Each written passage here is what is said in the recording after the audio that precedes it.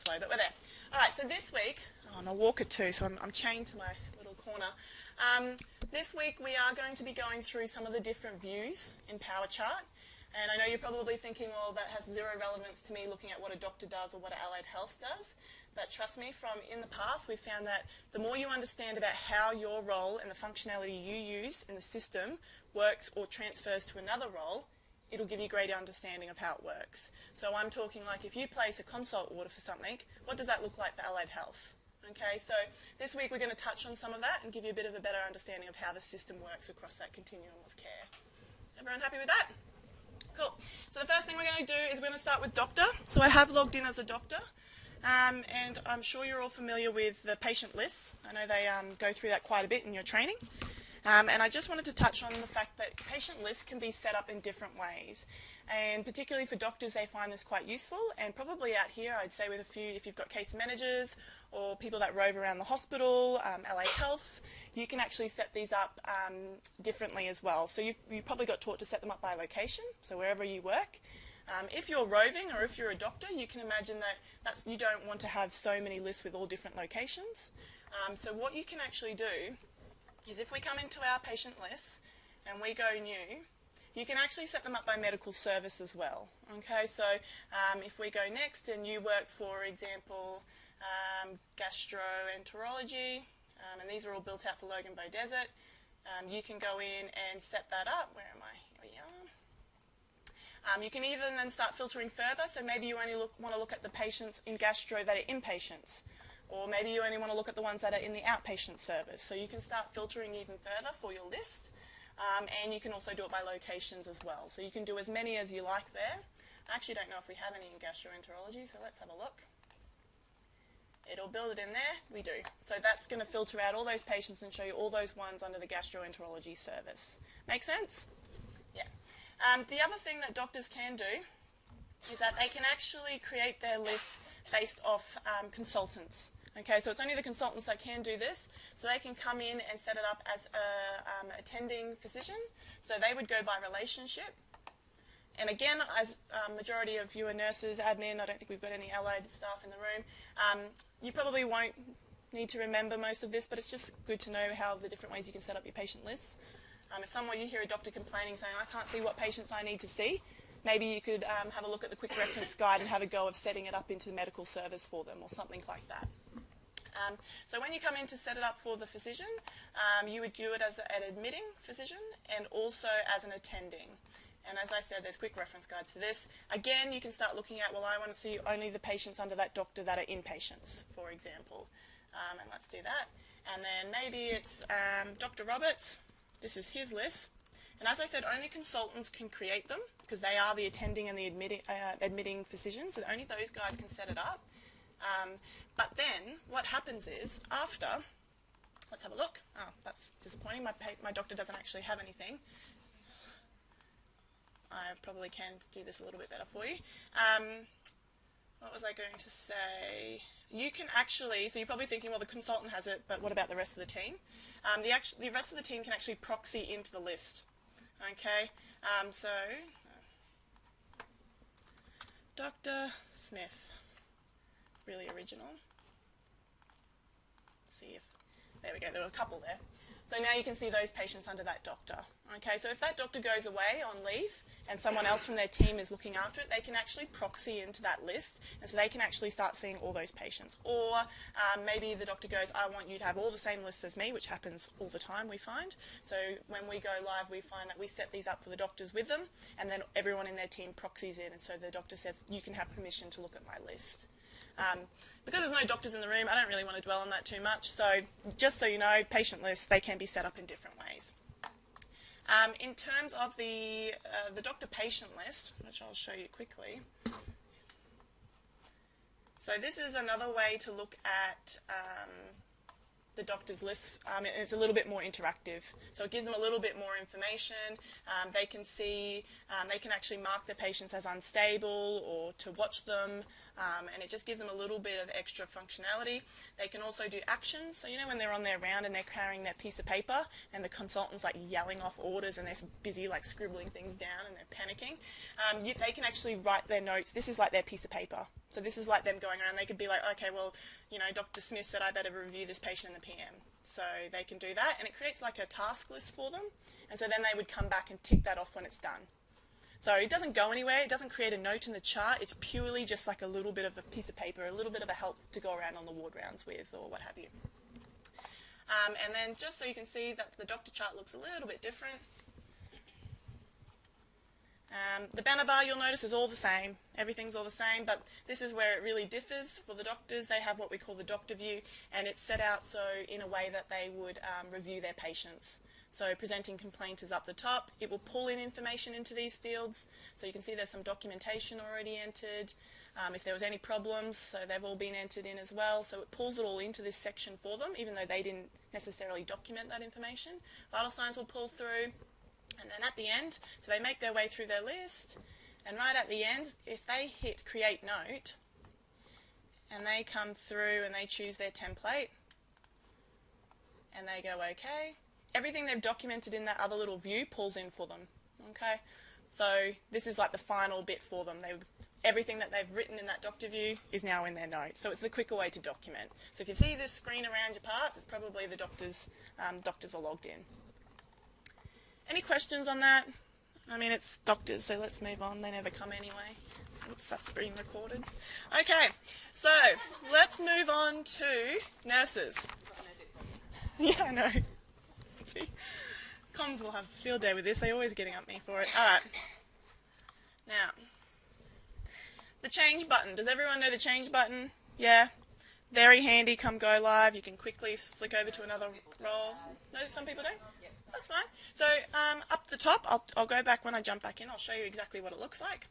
And it just means that you can quickly change users. So rather than exiting out of the application, double-clicking the icon, getting back in, you can quickly just hit change user. Okay. What is my password? Here we go. So now that I've logged in as a nurse, it quickly I'm still in the same chart, but it's changed me to a nurse. Okay? Oh, no, it didn't. Oh, right. Well, lucky. Here's the change button. So I meant to do that. The change button's in your toolbar. So this is also handy. I always use the example for nurses when you're in the med treatment room and you've logged into your chart so they can see the medication and you're doing your checks, and the next nurse is like, I need to do my checks. Change is your best friend. You'll just quickly change users and the other one will jump in. It's the quickest way to do it. Or once you'll get rapid access as well. All right, now I probably should log in as a nurse this time. Everyone knows what rapid access is. Anybody not? Does anyone not know what rapid access is? Yeah, tap on, tap on, tap off. No, because we can cover that. That's okay. No, that's fine. That's what it's about. No, that's okay. So your rapid access, I'm going to give it a go.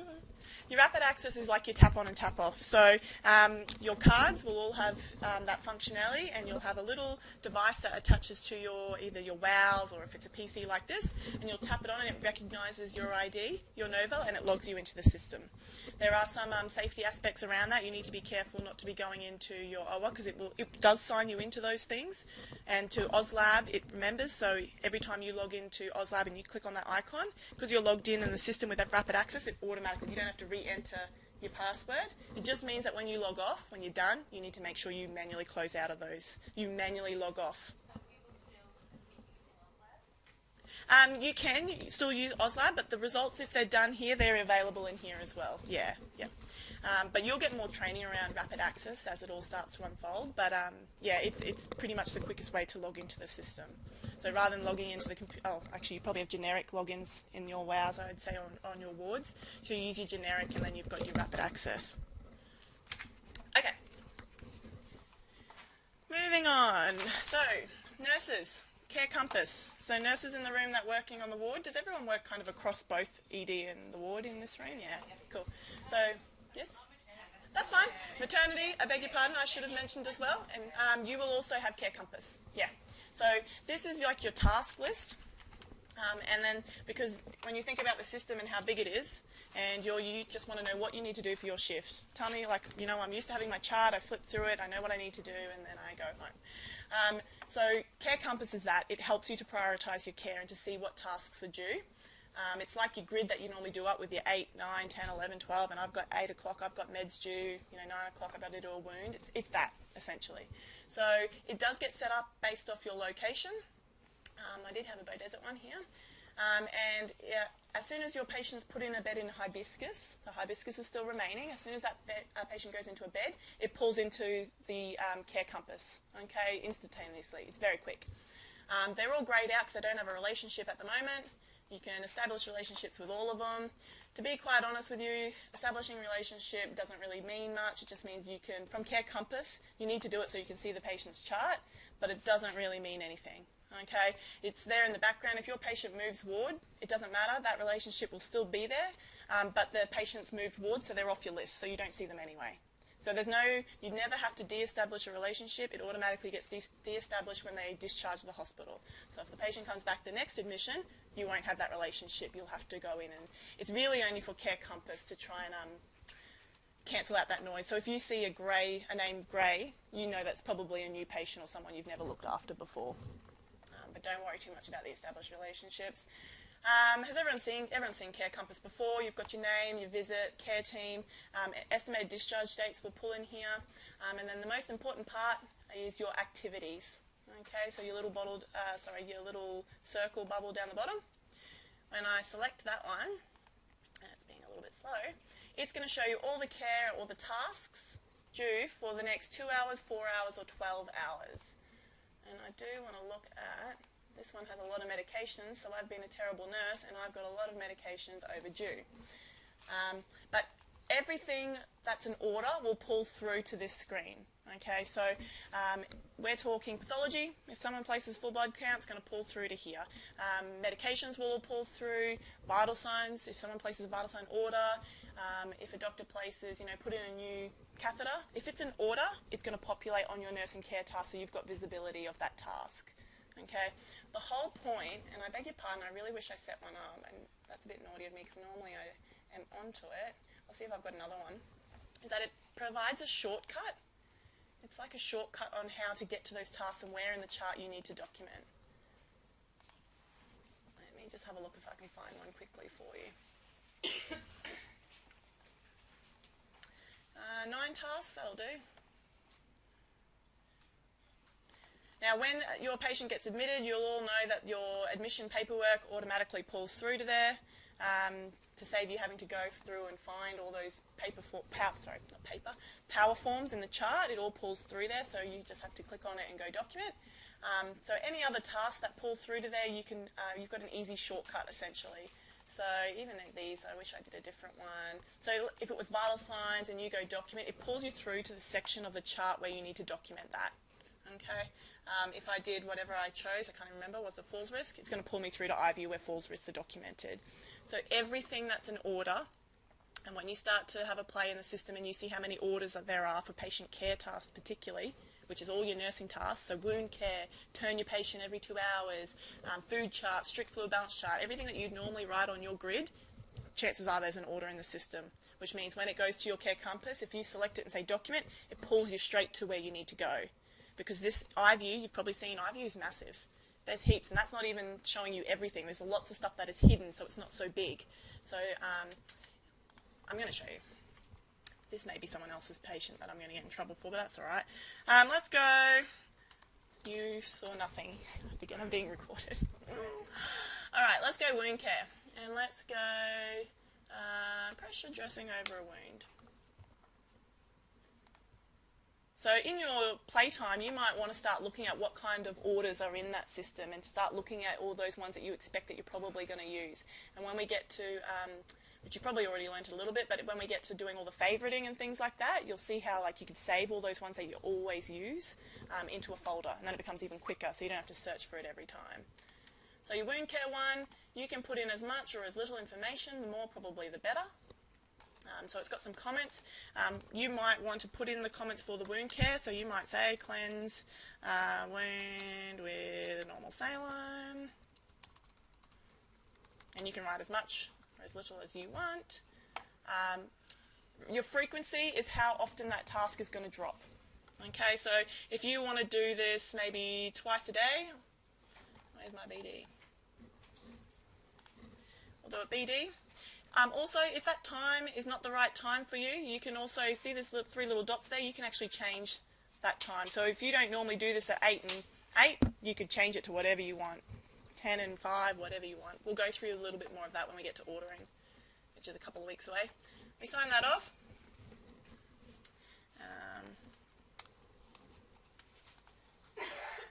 And now everyone will remember what patient I'm in. Mock, oh gross. That's a great... that's this one. So I should now have... I think it was this one, was it not?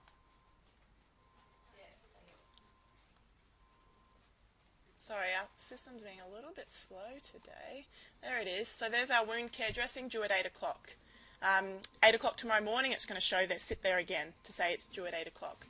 If I select it and I go document, it's going to pull me straight to the section of that the wound care to be documenting.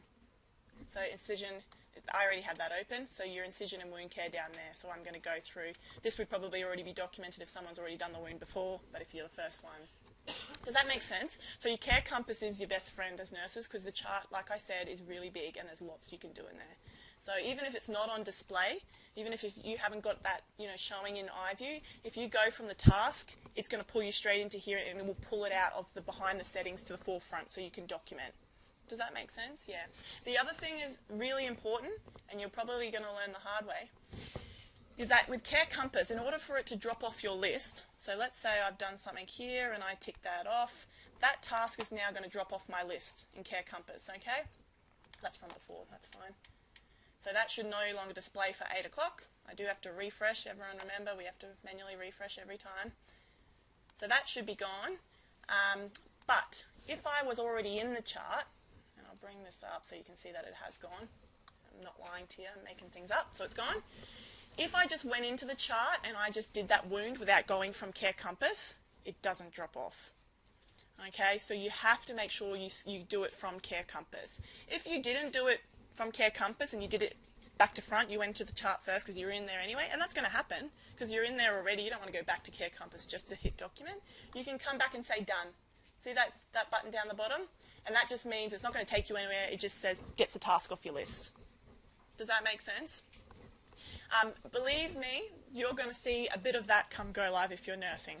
Okay, you've got to drill that into all your staff to do it from Care Compass. There's a reason this task list is here. It's to help you. It's to find that area. We understand it happens where you're already in the chart. You know where to document. You just navigate straight there and you do it. It just means you have to come back in here and say, oh, well, I've actually done it, so the system knows.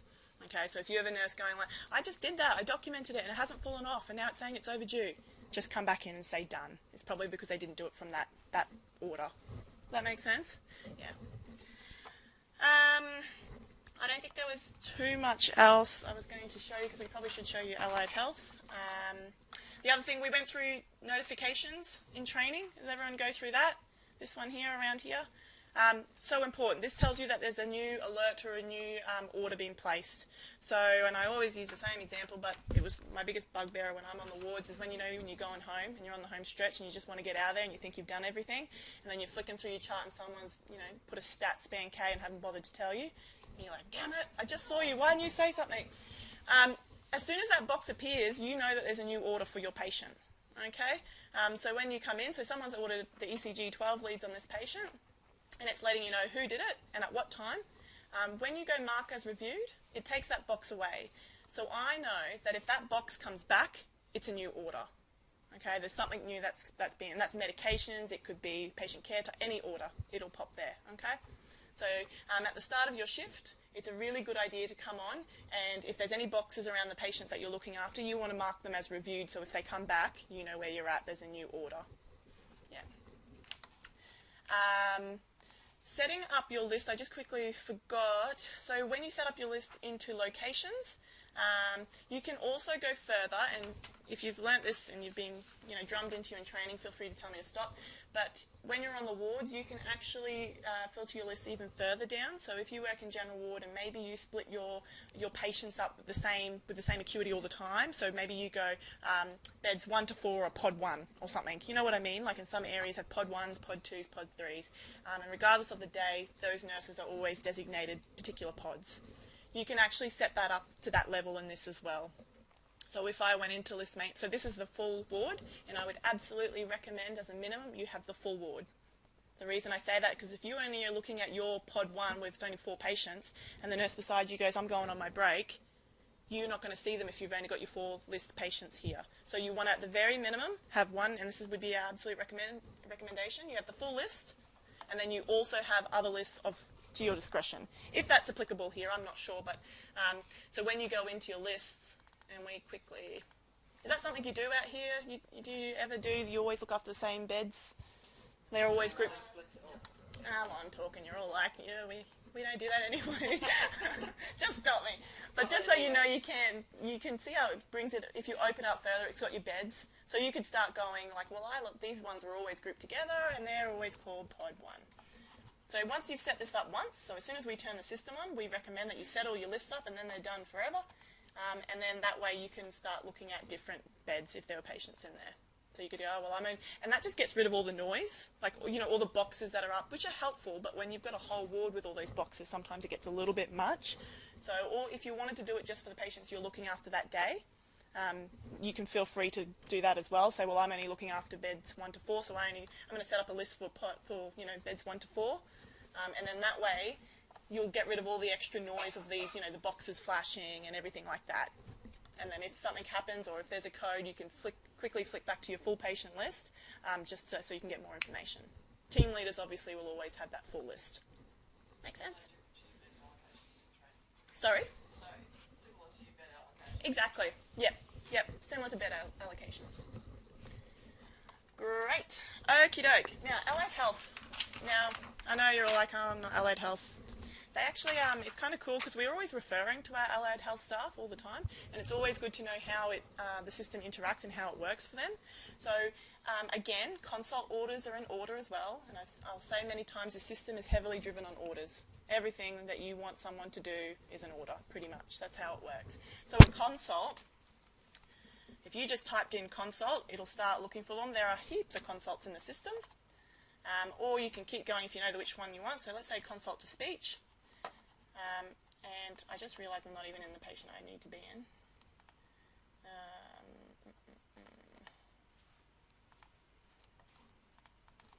Just bear with me while I quickly... Okie doke. Consult to speech. So if I selected that one, and then you can start looking at whether it's urgent, routine. I won't go too much into that because we do that on orders week, but just so I just want to do the order. So maybe it's a swallow assessment. You can put in, you probably wouldn't bother putting in any of that stuff for frequency or whatever because it's up to them to prioritise their care. So you just leave that. If you contacted the clinician, you could put that in. If you spoke to someone, if you picked up the phone as well. Even though we're doing all this electronically, we still do encourage that you use your words and pick up the phone and say, hey, listen, I've just placed that consult, because they may not always be looking at the screen. Likewise with anyone placing nursing tasks, we still say, make sure you let the nurses know if you've ordered something, even though we've got those fancy alert systems that come up and let you know someone's placed an order, go tell them. Because it could be a while till they're going into their care compass to have a look. We're probably in patient care, doing sponges, we're not always watching a screen. So, if you're going to place an order or you're going to do anything, still use your words. Okay, we sign that off. So that one that I just flicked through quickly is just saying that this patient's already got a speech pathology order, so that's kind of good that it says that someone's already done it. Okay, you sure you want to do it? Just so it doesn't start annoying the allied health with a ridiculous amount of consults. So we refresh. So we're going to use our fun change button again, and we're going to log in as the allied health because I want to show you what that looks like. So we'll log in as our speech therapist. So they have what we call a multi-patient task list. And essentially what that does is that pulls through, I beg your pardon, they also have to do a bit of setting up first. So that will pull through all consults. Okay. Again, we help them set their lists up when we first turn the system on. So that's pulled through the consults for all the consults for speech pathology. So if they can set their lists up per location. So if they're looking after particular wards and they'd say these are my wards, so any referrals or consults that are placed from that ward will pull through to their multi-patient task list. Okay. And then it just helps them to prioritise their care. Any comments will show up as well to help them to see what they need to do first. If they're urgent, they'll show up letting them know that this is an urgent one, see them first. And then once we go into the patient's chart, surprise, surprise, it's all pretty much the same as everyone else. It's a little bit slow today.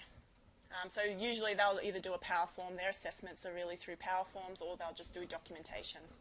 Yeah. They also may place orders, as we know they can. Dietitians, they might place enteral feeds, things like that. So those tasks, obviously, you've seen nursing, go through to the nursing task list if they were to place the orders. Once they're finished, it's just a matter of ticking that little yellow box to say, yeah, I've seen that patient. And then everyone else can see that they've seen that patient as well. If I went in and I was the nurse and going, have they been seen by the speech, you can actually come into your orders. And you can have a look and it will say it's completed, that they've had it done. With that said, we are still going through PFM at the moment and seeing where it ties in. The chances are it will probably remain because that it has got uses. You use PFM out here? Patient flow? Yeah? Yeah. So you'll probably hear more about that as we get closer. But we are starting to look because obviously both have their uses. You've got the whole ward list on your patient flow. PA are still using it for certain things. If the speech pathologist wants to do a follow-up, so they want to see him again the next day, they're in charge of placing the follow-up orders for themselves, so that appears on their task list. And instead of just saying consult, it's a follow-up. So you all as clinicians should never really be doing the follow-up order. That should only be the health practitioner themselves doing that. You'll only ever do the consult. Yeah, makes sense? That's allied health pretty much in a nutshell. They do a lot more, but, you know, we're going through quickly. Outpatients, people working outpatients in the room? Yeah? Great. So, I'm going to show you the outpatient list now. So all these views that I'm showing you, the reason I want to show you is these views help those clinicians do their jobs. Okay, so the nursing one, it's a task list. It makes sense. You see why you can use it. Doctors, saves them looking up that patient every time. Allied health, it helps prioritise. So all these things have their uses for the clinicians.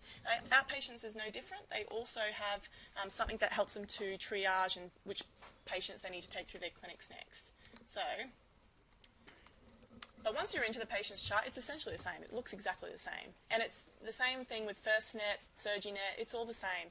So the lists are different and they serve their purpose for those areas, but once you jump into the chart from FirstNet, it looks exactly the same. So, we have what is called scheduling. So with the scope for digital, you probably would have heard that we replace ASIM with ESM, which is our new Cerner product, and it feeds through to the chart. And it's exactly the same thing. It's the booking system. Okay. Scheduling view pulls from that booking system and it puts it all into a nice, clear list for the clinicians to have a look at. Admin can use it too, but admin need to do a lot more things in ESM, so they probably are spending more time in ESM, whereas scheduling we find is probably more the clinicians that use it. So let me just try and find a clinic.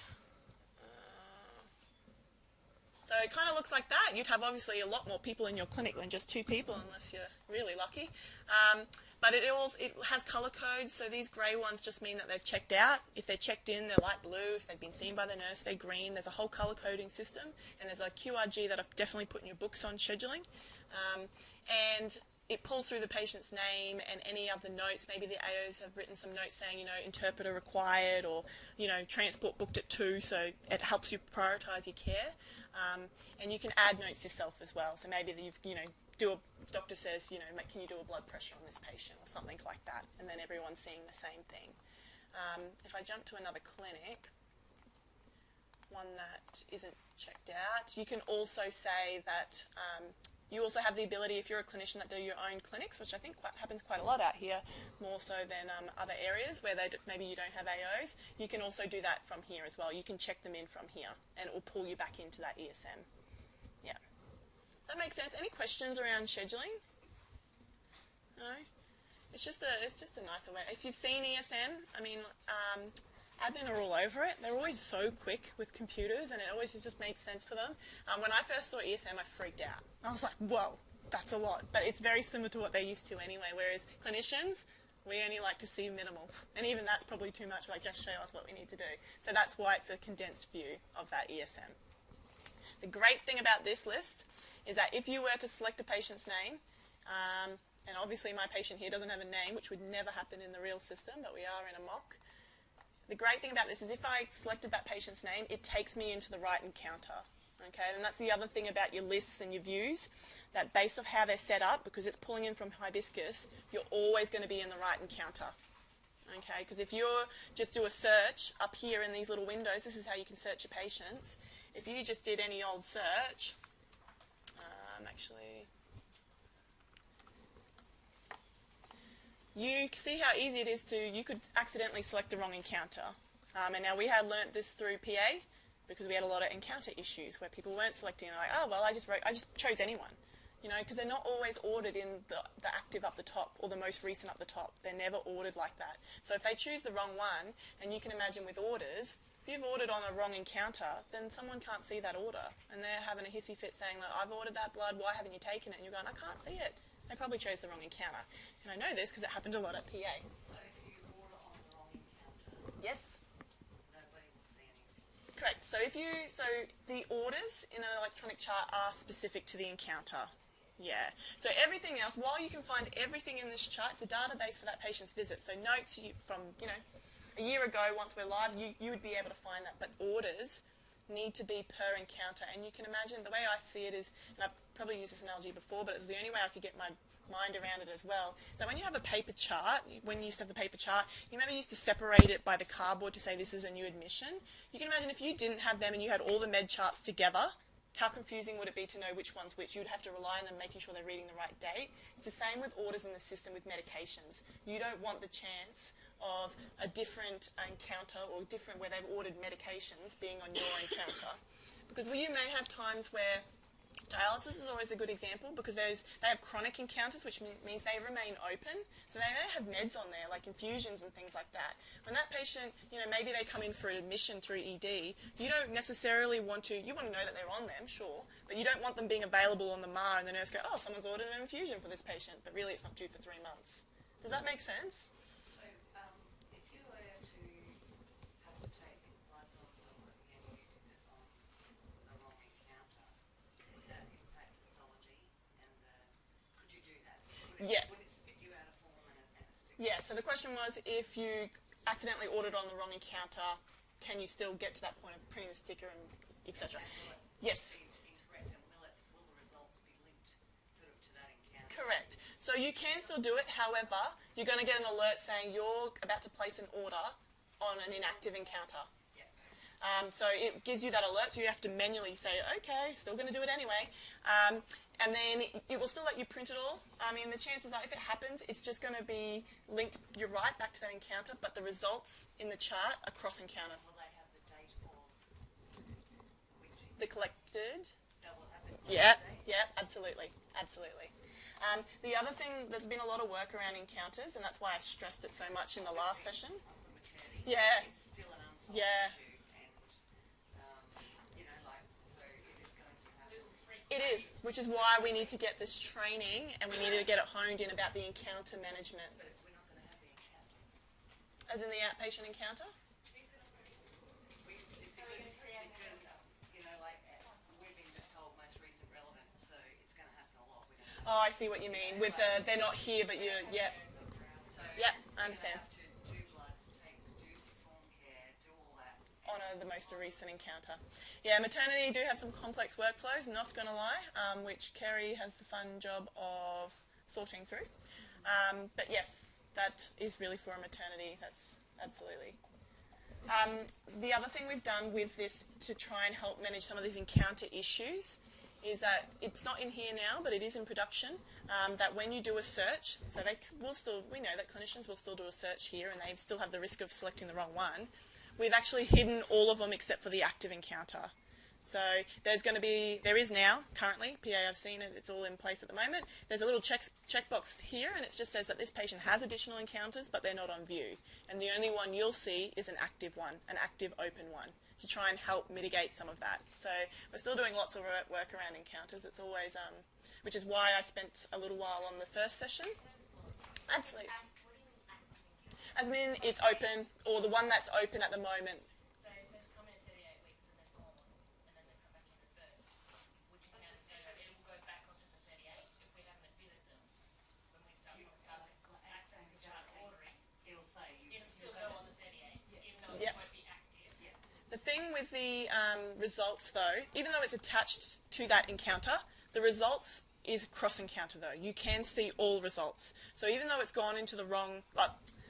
I hope it doesn't go into the wrong one, but even though it's gone to a different encounter, when you go to find those results and you go to the results tab, which again is another week one, but another week we're going to go through that, you can go through. Just like documenting between everything. Yeah. When we go to select an encounter, it just said that I know the most active one will highlight. Yep. So we may not necessarily have an active encounter. So you would have to uncheck that box to say we need to see all encounters. Yeah. If you want to hang around, I can show you what it looks like in prod, so you can get an understanding. Because so you will absolutely, because it will just show nothing. It'll say, well, there's no encounter. It'll say that there's 5 additional counters near the checkbox, but it won't actually show you anything in that graph. So you need to manually uncheck to say, show me all those encounters. But I can take that offline and I can show you guys that one. Yeah. Just quickly, so we can keep smashing through. FirstNet, I know you guys spent all day in FirstNet probably, yeah? Has everyone else seen FirstNet before? Has anyone seen FirstNet before? No, not everyone? That's cool. I'm going to quickly show you something cool and something you need to know, particularly as a rural site where you work across different areas. So you know how you have your FirstNet view, and then I've showed you all these different views, and you're like, well, what if I work here and I also work there? I need to see both. We have what we call My Experience User Console. This is going to become very important. I think I've put it on your toolboxes for 2 weeks in a row. And if you... I'm in mock. I don't know if this is going to work. Let me try this again.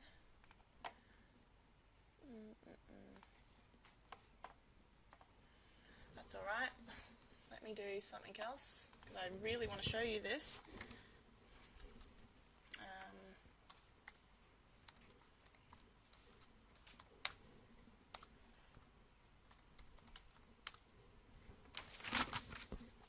Okie doke.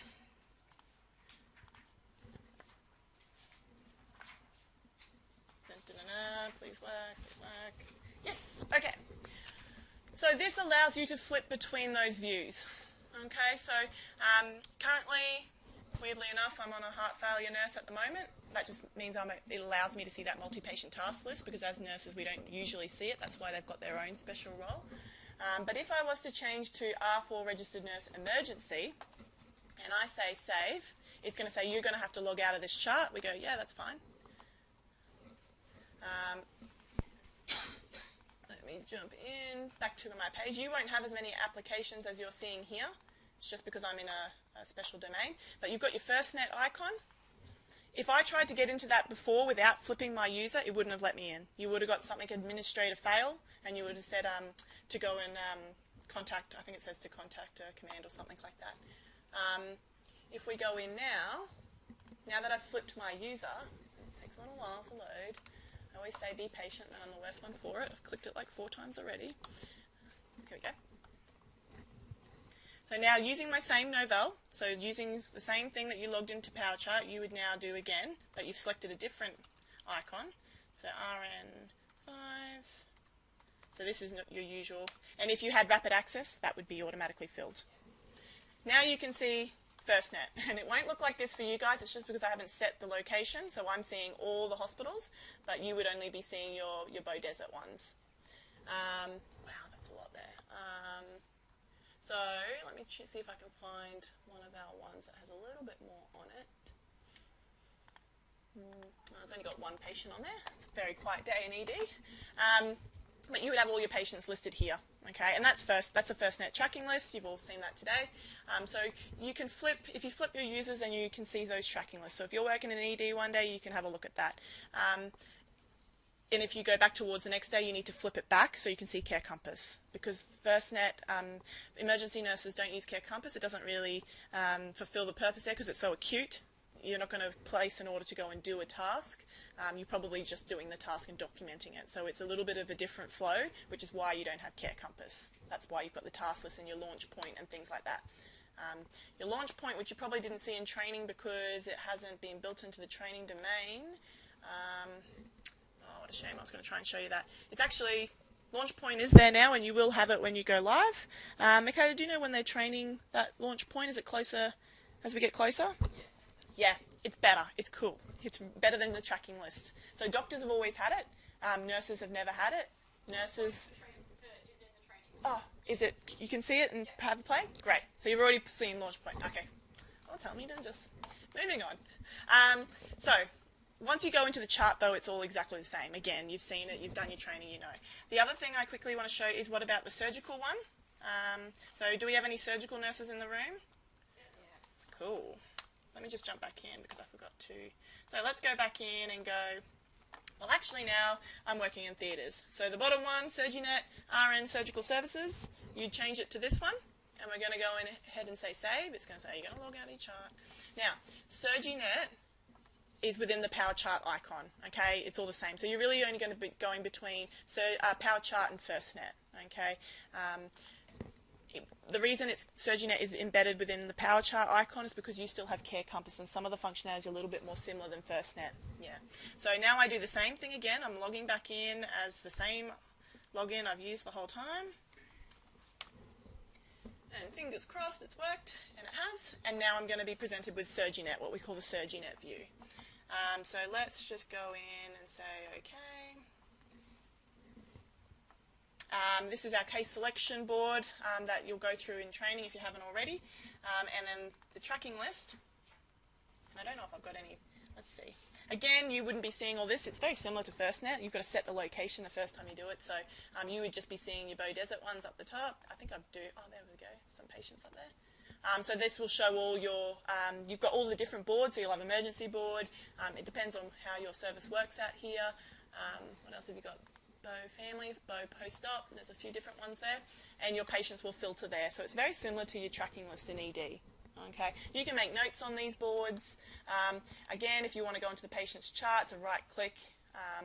Now, SurgiNet does look a little bit differently when you jump in. Not very much. The main difference is that peri-op summary. They have a little bit of a different summary because it shows them just what they need to see in regards to perioperative services. But it also has their peri-op doc. And this is all the documentation around pre-op, intra-op, post-op. And it's got the times and things like that. So all those things that they have to do with their pick lists, etc., will all pull through here. Let me try and see if I can. It's not going to pull through for me. That's all right. I don't know why. But just so you can see that tracking list is very similar. But once you're into the chart, which I try and stress as much as I can, it's all the same. It's one big integrated system. Any questions? I mean, that's very... FirstNet, you've had your training. Surgi, if you haven't had it yet, you'll have it where they go into all these details on the tracking boards as well. But the main reason of today was just to show you that it's all interconnected. Wherever you place your order, it talks through to the next role. And there are ways that you can flip between users to ensure you see the view you need to see to do that shift. Let me just double check before I tell a lie. Let's jump back into our My User Experience. Stone will have their own role as well because they also use the multi-patient task list because they're obviously really driven by consults. So again, they need that extra, very allied health kind of functionality, which is why they have their own role. So you really shouldn't be flipping through to that one. Same with community health, you won't need. Midwives of the room, you'll already be default on that one, but if for some whatever reason you wanted to see something else, you could flip your roles as well. And same with some of these other ones. They're specialists, they're like your referral services, which is why they've got their own role. Does that make sense? Learn something? Anything? Kind of? You're all drained. I know you've all had training. I know Veronica's popping her head around like a bad smell because she wants to take a photo of you all. If there's no other questions, I think I've pretty much covered it. Next week we're going to actually, I think Nikki's actually going to do next week, we're going to go into documentation and we're going to show you some of the tips and tricks you can do with documentation. Yeah? Thanks, guys.